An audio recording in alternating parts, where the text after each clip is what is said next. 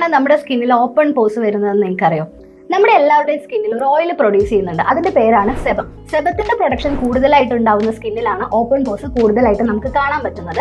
അതൊരു റീസൺ. രണ്ടാമത്തെ റീസൺ, നമ്മൾ സണ്ണുമായിട്ട് ഓവറായിട്ട് എക്സ്പോസ്ഡ് ആവുന്ന സമയത്ത് ഓപ്പൺ പോസ് വരാനുള്ള ചാൻസ് ഉണ്ട്. വൈറ്റമിൻ എ ഡെഫിഷ്യൻസി ഉണ്ടെങ്കിൽ ഓപ്പൺ പോസ് വരാനുള്ള ചാൻസ് ഉണ്ട്. നമ്മൾ ഫേസ് ഒന്നും അങ്ങനെ ക്ലീൻ ചെയ്യാതെ അങ്ങ് വിട്ടിരിക്കുകയാണ്, മൊത്തം അഴുക്കൊക്കെ പിടിച്ചിരിക്കുകയാണെങ്കിൽ അങ്ങനെയും ഓപ്പൺ പോസ് വരാം. ഹെറിഡിറ്ററി ആയിട്ടും നമുക്ക് ഓപ്പൺ പോസ് വരാം. അപ്പൊ ഇങ്ങനെ കുറെ കാരണങ്ങൾ കൊണ്ടാണ് ഓപ്പൺ പോസ് നമ്മുടെ ഫേസിൽ വരുന്നത്. അത് കുറച്ച് മോശം അവസ്ഥ തന്നെയാണ്. അങ്ങനെയുള്ള ആളുകൾ അതെങ്ങനെയാണ് റെഡ്യൂസ് ചെയ്യേണ്ടതെന്ന് നോക്കുന്നുണ്ടാവും അല്ലേ? അപ്പൊ ഞാൻ നിങ്ങൾക്ക് ഒരു ടിപ്പ് പറഞ്ഞുതരാം. അപ്പൊ ഈ ഓപ്പൺ പോസ് റെഡ്യൂസ് ചെയ്യാനായിട്ടുള്ള രണ്ട് മെയിൻ കണ്ടന്റ് ആണ്. ഒന്ന് നിയാസിനമൈഡും, രണ്ട് വൈറ്റമിൻ സി. നിയാസിനമൈഡിന്റെ ഒരു പ്രത്യേകത എന്താണെന്ന് വെച്ച് കഴിഞ്ഞാൽ നമ്മുടെ സ്കിന്നിനെ ടൈറ്റൻ ചെയ്യാൻ വേണ്ടിയിട്ട് അത് ഹെൽപ്പ് ചെയ്യും. അപ്പൊ സ്കിന്ന് ടൈറ്റൻ ചെയ്യുന്ന സമയത്ത് ഓട്ടോമാറ്റിക്കലി ഈ ഓപ്പൺ പോസ് റെഡ്യൂസ് ആവുന്നത് നമുക്ക് കാണാൻ പറ്റും. അപ്പൊ നിയാസിനമൈഡ് അടങ്ങിയിട്ടുള്ള പ്രൊഡക്റ്റ് വാങ്ങണോ വൈറ്റമിൻ സി അടങ്ങിയിട്ടുള്ള പ്രൊഡക്റ്റ് വാങ്ങണോ എന്നൊരു കൺഫ്യൂഷൻ നിങ്ങൾക്ക് ഉണ്ടാവില്ലേ? എനിക്കും ഉണ്ടായിരുന്ന ആ ഒരു സെയിം കൺഫ്യൂഷൻ.